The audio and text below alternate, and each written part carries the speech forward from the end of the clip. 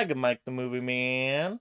And today got a mega movie plan. Today I'm back with another Mega Movie News Roundup episode for you all. This is a segment on the channel where I cover the 10 most important movie news stories to come out this week, saving the most important story for the end of what the Firefly looks like in the new Batgirl movie. So if you would like to see that photo, stick around through the entire video so I can reveal that at the end.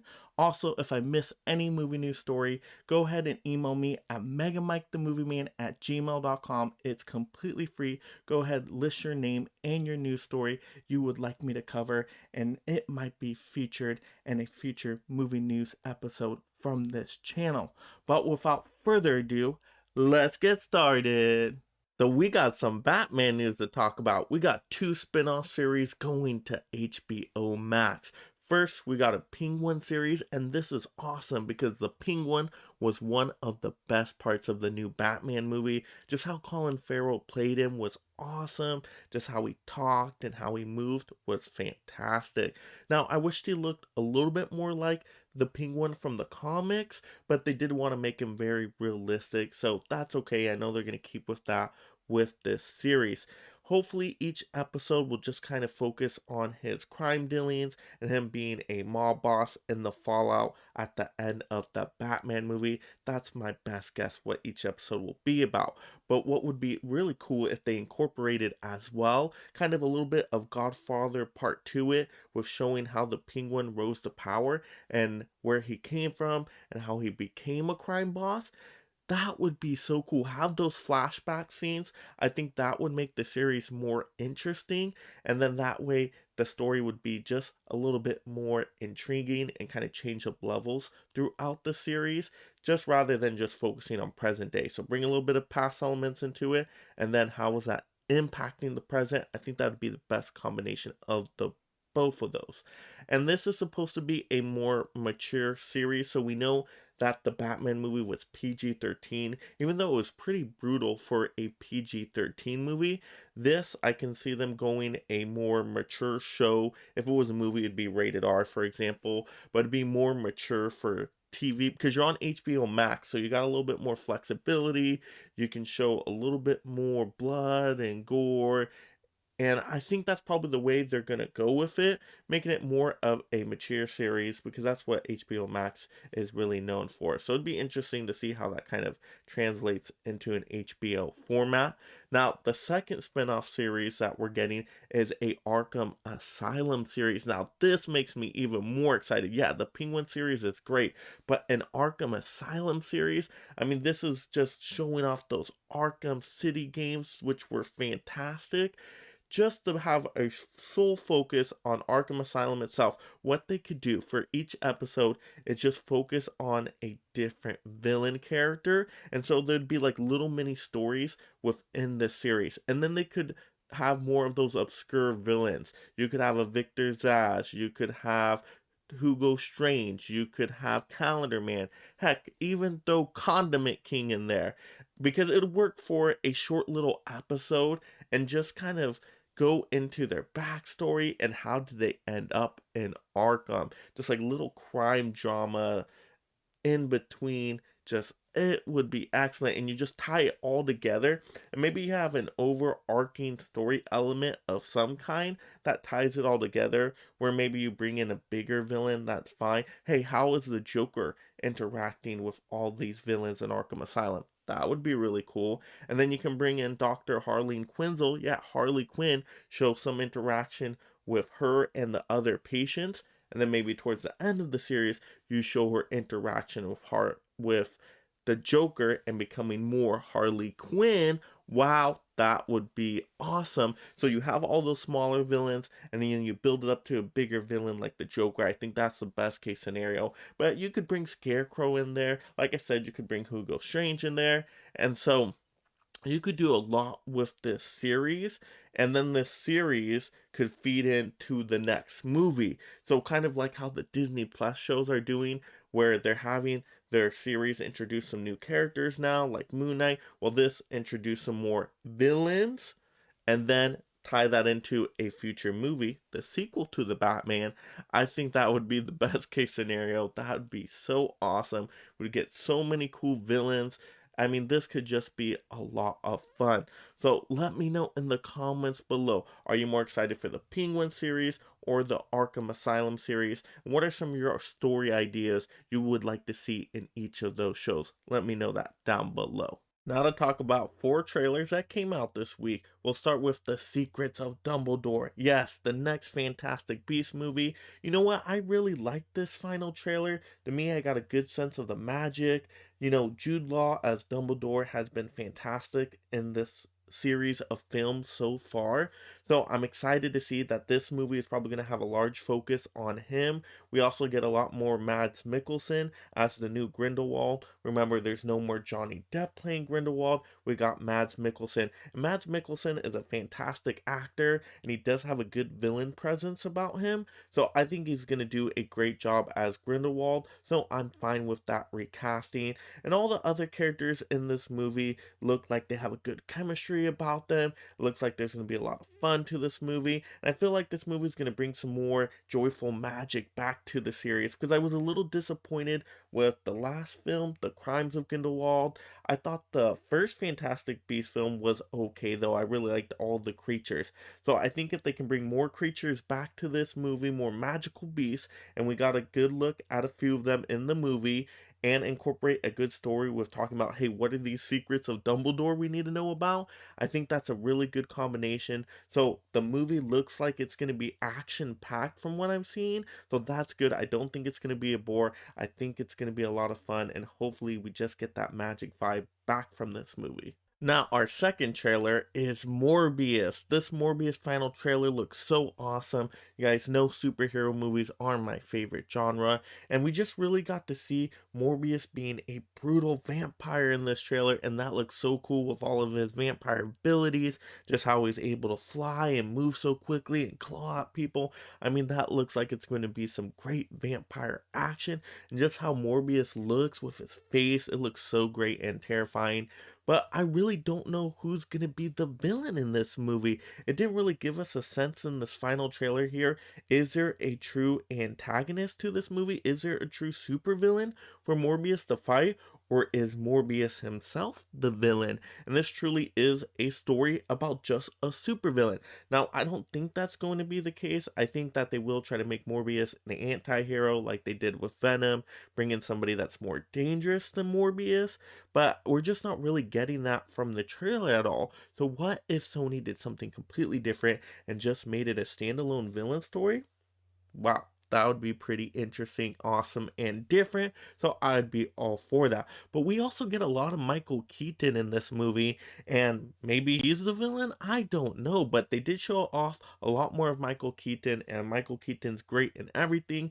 I mean, this is like the Keaton Renaissance here. You just put Keaton back in every movie, and that's gonna boost up the movie. I mean, Michael Keaton's appearing in everything now. It is absolutely fantastic. He's in Marvel, he's in DC. I mean, Michael Keaton has no bounds. He can go anywhere. He's a little extra spice that makes any movie better. So he sounded and looked great in this movie. So I'm excited to see more Michael Keaton when this movie comes out. Get more of that Jared Leto Morbius, because Jared Leto looks like he's just doing such a great portrayal of Michael Morbius. So I'm excited for this movie, and this trailer just gets me more pumped up for it. Looks like it's going to be a lot of fun, and the movie's almost here, so I'm super excited. Now to get into our third trailer, and that is Bullet Train. Wow, this movie caught me in such a surprise.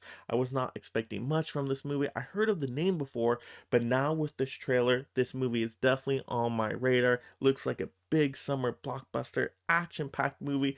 You got Brad Pitt in the leading role. Looks like he's fighting off some assassins on a bullet train. So this is going to be a lot of exhilarating fun. Looks like a fun popcorn movie. This could be the next Nobody or John Wick type of movie. Just great action fight sequences throughout. You got Brad Pitt fighting off assassins constantly on a train. I mean, what can be better than that? And all the other characters look great in the movie. You got Brian Tyree Henry, who was Fastos in Eternals in this movie. And it looks like maybe he can add some comedic elements to this movie. And that's the best way to do an action movie. Throw a little bit of comedic levity in there once in a while. So it's always keeping it fresh and entertaining. And this movie looks very stylish. I like just way the movie looked with all the colors, kind of had some sci-fi coloring to it, which looked really interesting.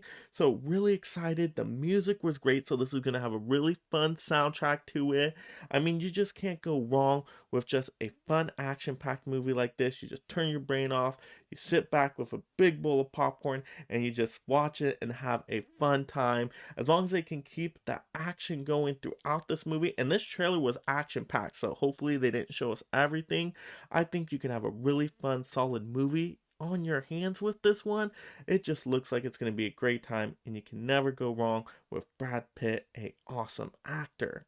Now to get into our fourth trailer, and we got the Adam Project. Wow, this was even a bigger surprise than Bullet Train. I've never heard of this movie before, not even the name, but wow, this trailer is spectacular. To me, this is the perfect movie for me. It's from the producers and directors of Free Guy.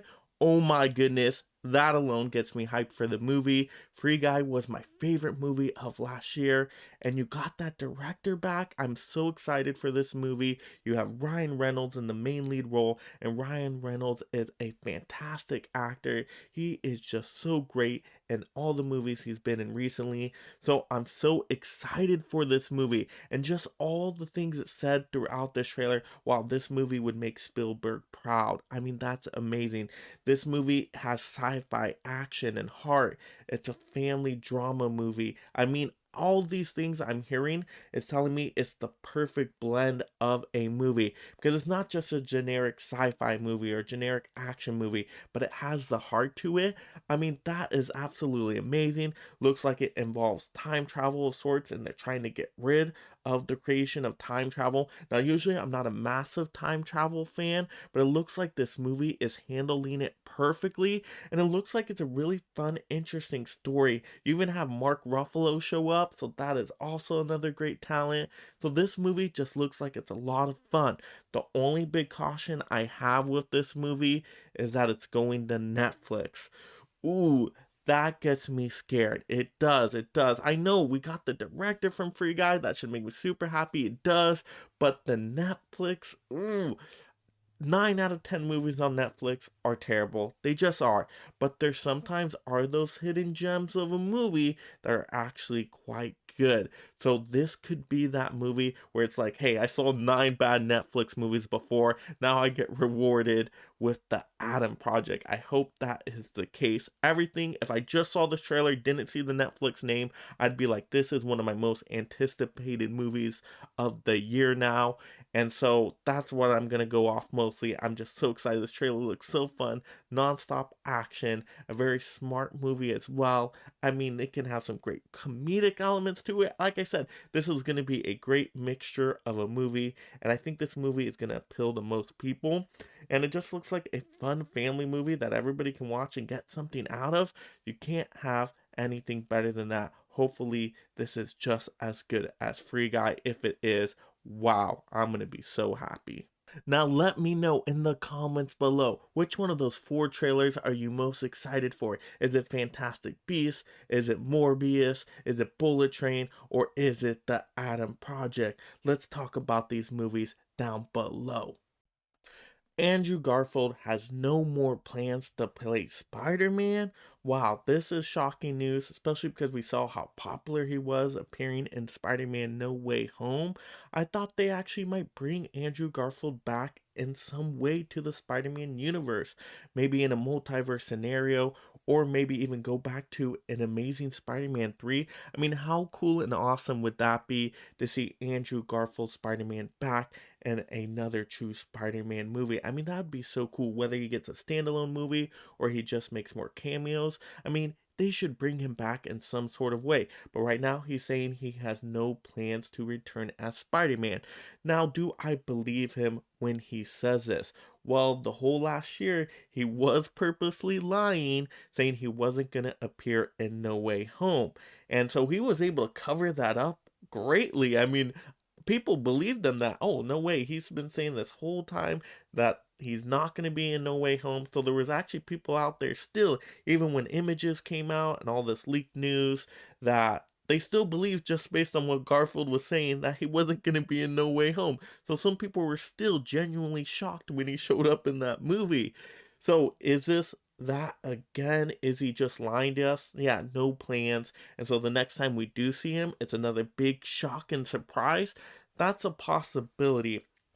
Now, I'm going to believe him on this one that at the moment there are no plans. But that doesn't mean down the road that there can't be some plans, right? I mean, they probably just haven't gotten into major discussions about it, but maybe, a few months down the line, 6 months, a year, maybe they start to think of, hey, how can we reboot this amazing Spider Man franchise? Let's go back to that third film. Wow, I think that definitely could happen. So right now, I'm gonna believe Garfield and that he's being truthful, that he is saying right now there's no plans, but I don't think it means there'll never be an appearance of him again. I mean, it just makes no sense. It just makes too much money. So you gotta have him appear in some way or another, whether it's standalone, whether it's just a bunch more cameos. I mean, we've got all this multiverse of madness coming up. So why not at least see him again there, right? So I think the multiverse is going to be a big element playing into a lot of these other movies. So I personally think if I had to bet on it right now, I think that he will come back in some capacity in the future. I just don't know how long it's going to be. It might be a little bit of time. But let me know in the comments below. What do you think? Do you think Andrew Garfield is going to be back as Spider Man ever? Or do you think no? No Way Home was the last Spider Man appearance from him and he is done? Let me know in the comments below your thoughts on it. All right, let's talk the SAG Awards. Yes, the Screen Actor Guild Award show. To me, was an awesome show. I rewatched it on HBO Max, so I'm glad it was playing on there. So I got to see all the awards, and it was just a great celebration of TV and movies and just acting across the board. It was such a fun time watching this. So I'm not going to go over every winner here. You can definitely check out the list. But just to say some highlights here, just first, I'm so happy that Will Smith won for his King Richard performance. That was the one I was really hoping for. To me, it was Will Smith's time, and that movie was my second favorite movie of the year, and the performance was just so powerful and emotional. So that was just so great to see.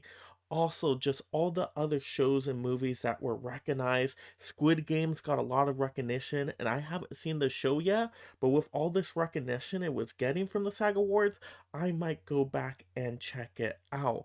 Also, you had Ted Lasso getting recognition, which I haven't seen yet. Heard it's a great comedy series. Now I have to go back and watch that. You had Succession that got recognition, and Succession I thought is a really good quality put together show. I saw the first season, haven't seen the other seasons. To me, just the subject matter was too much for me. I had to tap out after one season, even though it was a great quality show. But who knows in the future? Maybe I'll go back and watch it. I'll never say never. But also just some other things getting recognition we weren't expecting, like Coda. Wow, Coda was an awesome surprise movie. That was one of my most surprised movies of the year. Really wasn't expecting anything from it, but wow, such a great heartfelt story to see that movie get recognized as well. I mean, there were just some good surprises at this award show, and so I was just happy to see it all. It was a fun time.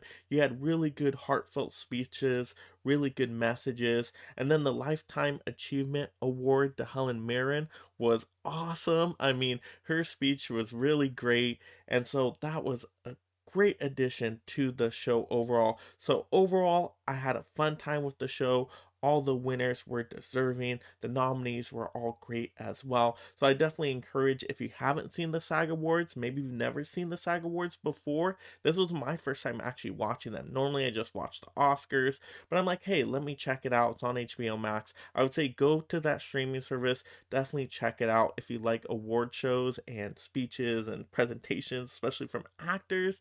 Definitely go and check it out. I think you'll have a fun time with it. But let me know in the comments below. Were there any shock and surprises for you based off the SAG Awards? To me, I thought there were some surprises, but what were you most surprised with? Let me know that down below. Now it's time to talk some Beetlejuice 2. I never thought I would say that on this channel. Wow, there are rumors going around that they're thinking of going back to Beetlejuice and doing a Beetlejuice 2. Okay, I was not expecting that because it's been so long since the original Beetlejuice movie. I mean, that was a movie I watched when I was a kid.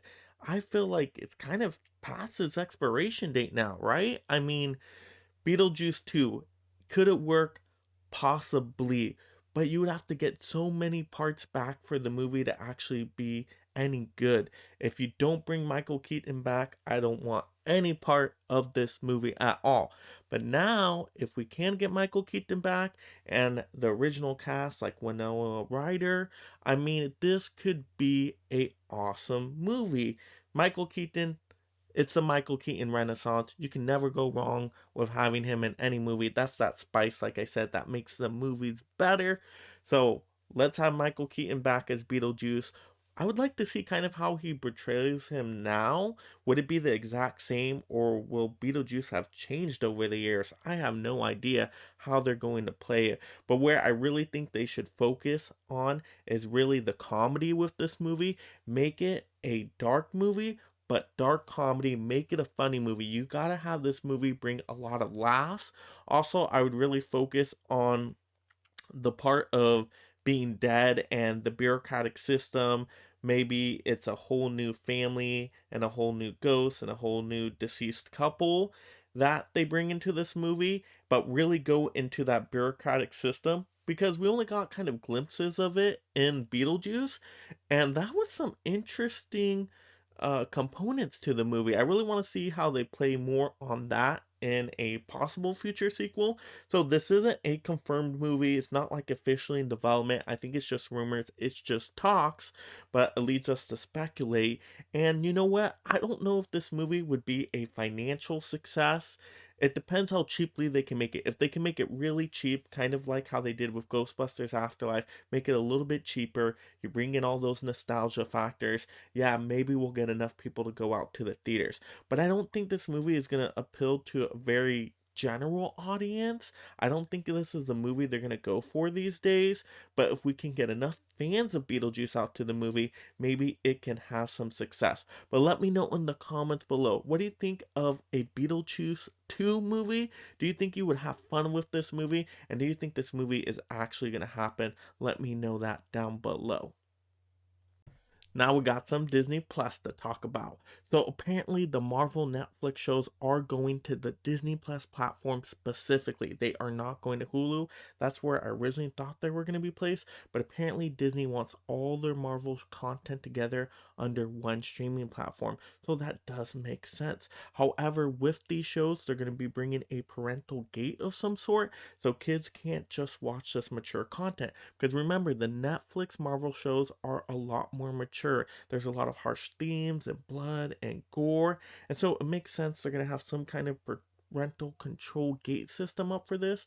But what is that going to look like? How's that going to function? We haven't really got much details on that yet. How extensive is it going to be? Is it going to be something where kids can just kind of easily figure out a short password and bypass pass it quickly? I don't know. I mean, I hopefully it's not a big irritation where everybody has to set up parental controls, even if you don't have kids. Because imagine that if I had to go in every time I wanted to watch an episode of Daredevil or Punisher and put in a code every time, that would start to bug me. So I hope that isn't the case with this, but we have to see how it plays out, how it's going to function. But I get why Disney is doing this. They want all the content on the same platform, but they also want to protect the Disney family brand. So I get it. We'll just see how it works out.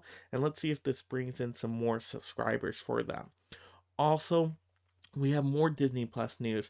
We have that Disney Plus is going to be offering a cheaper subscription plan, but with ads. Now, we don't know exactly all the details here. We don't know what the price point is going to be, but this is the first time that Disney platform is ever trying this where they're going to have an ad supported plan. So how many ads are going to be played with each episode, with each movie, I am not sure yet, but this is probably going to get more subscribers to the platform, so it makes sense for them to try this strategy.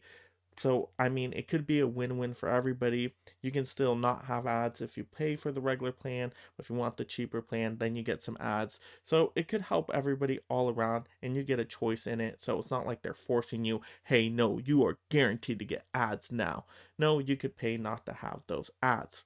So I like the options with it, but let's see if this ends up being an effective strategy for Disney. Is this going to bring in a whole bunch of new subscribers? We'll just have to wait and see on that. But let me know in the comments below. First, what do you think of these Netflix Marvel shows going to Disney Plus with this parental control system? Do you think that's going to work out? Also, what do you think of this cheaper ad plan that Disney Plus is going to try out? Do you think it's going to be an effective strategy where it's going to bring in a whole lot of new subscribers? Let me know that down below. So, Indiana Jones 5 is now done filming. Wow, this is amazing. I never thought we were going to get a fifth Indiana Jones movie. I mean, it's been such a long time since the other Indiana Jones movies. I know Harrison Ford is older now, but it's great to see him back as a classic Indiana Jones, as that action adventure star we all know him for. Of course, he also has his Star Wars role, but Indiana Jones is such a great character. So I'm excited to see this movie. Hopefully, we get an awesome trailer soon for it. Now, I don't know if this movie is going to be any good. I mean, I'm still recovering from Kingdom of the Crystal Skull, but I'm hoping they learn from that movie and now this movie is a little bit more grounded and they go back to the original Indiana Jones formulas of the first three movies because those movies were awesome. Also, we get kind of a hint at what the title might be for this movie. We see a hat on set that just says Indy on it, so the movie might just be titled Indy. Now, I don't like that title because I wanted to say Indiana Jones 5 and then have a clever title that goes along with the story, right? We got Raiders of the Lost Ark, we got Temple of Doom, we have the Last Crusade, even Kingdom of the Crystal Skull isn't a bad name. So, I wish they would have a fun, interesting title like that and keep numbering it Indiana Jones 5. Indy, just to me, is just too old plain.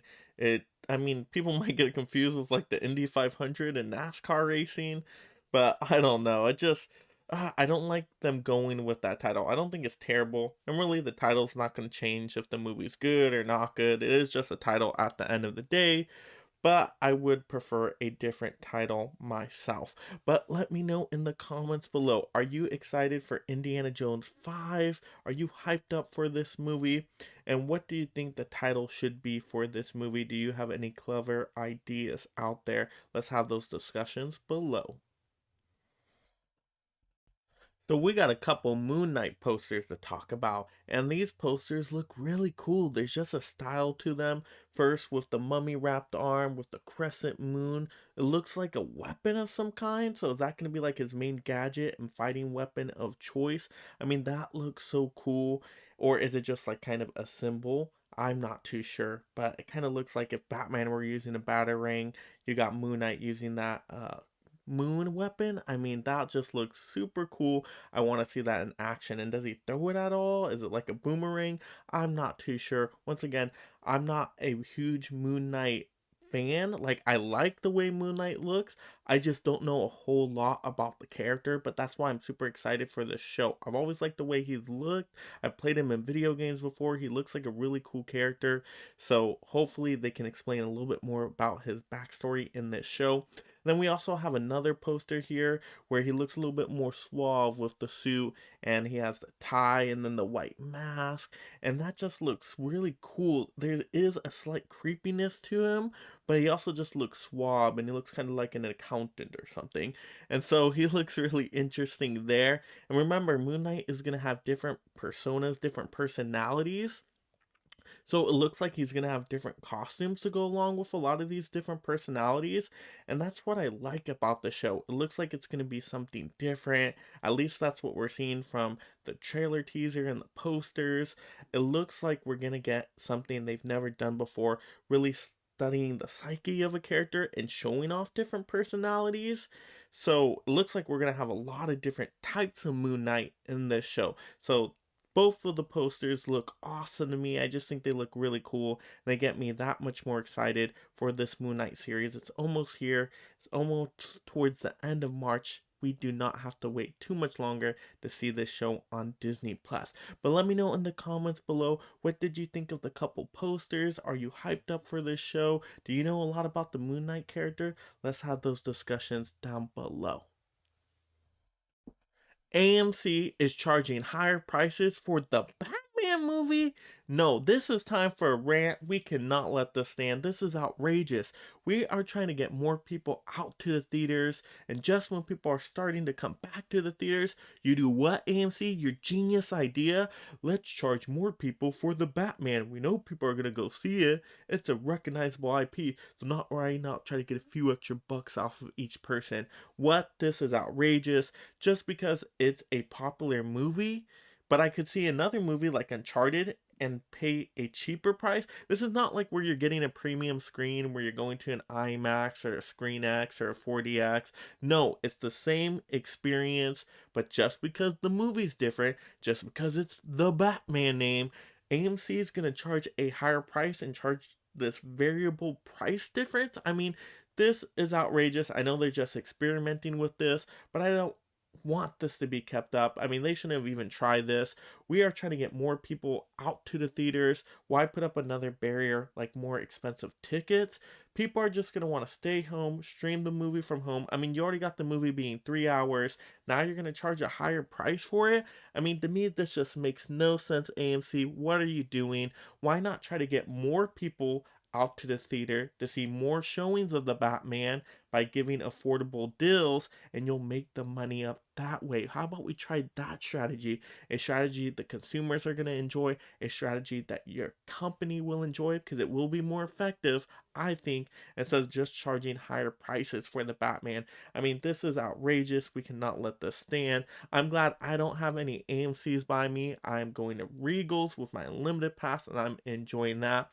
But if you have different theater chains around you and you have an AMC that's doing this variable price structure for the Batman, I would say, hey, if you can go to another showing at another theater, go over there. Show AMC that, hey, you know what, this is not going to stand. This is not going to work. If you're going to charge a higher price for the Batman, I'm just going to see the Batman at another theater. Now, if you only have AMCs around you, then yeah, that's really unfortunate. My heart definitely goes out to you. But AMC, come on, what are you thinking? I don't think the strategy is going to work out the way you intend it to. It's just not a good idea. But let me know in the comments below. Are you as outraged as me at AMC right now? Because this is really disappointing, AMC. So just let me know in the comments below if you are next to AMC's and if this really disappoints you. Or do you think this is actually a good strategy? Should they do this as a business, or is there a better strategy out there? Let me know that in the comments below. We got our first look at Firefly in the new Batgirl movie that's going to HBO Max. I mean, this photo looks so cool of Firefly. Definitely looks more realistic, but still captures something that we've seen from him in the comics and in video games. So I'm excited for this character. Brendan Fraser is playing Firefly, and he's awesome. He had a great voice in Doom Patrol, and he was awesome in the Mummy movies. So I'm glad to see him getting back into acting more now. And so I'm getting more hyped up for this Batgirl movie. Initially, I wasn't that excited about it, but getting all these great cast members, we know Michael Keaton's Batman is going to be in the movie. Now we got Brendan Fraser as Firefly. I mean, this can be a really fun movie. I do hope they make it a theatrical release movie instead of just going to HBO Max when Discovery takes over. I hope they do put it in theaters for some time because I do want to see this on the big screen. Just such a great group of characters here and cast members, and I'm hoping it's a really awesome story, but we'll have to wait and see. But at least this photo gives us a little bit more of a taste of what this supervillain is going to look like. So let me know in the comments below. Are you excited for Brendan Fraser as Firefly? Do you know much about this villain? How do you think he looks in the photo? Let's have those discussions down below. So that will do it for episode 7 of Movie News Roundup. If you're just discovering my channel for the first time, make sure you subscribe right now. I'm going to get you tons of movie news, movie reviews, movie rankings, movie hauls, you name it. We'll talk everything movies on this channel. Also, turn on that notification bell so you don't miss when I post a video. Also, like the video. And this is Mega Mike the Movie Man reminding you to make every day a movie day.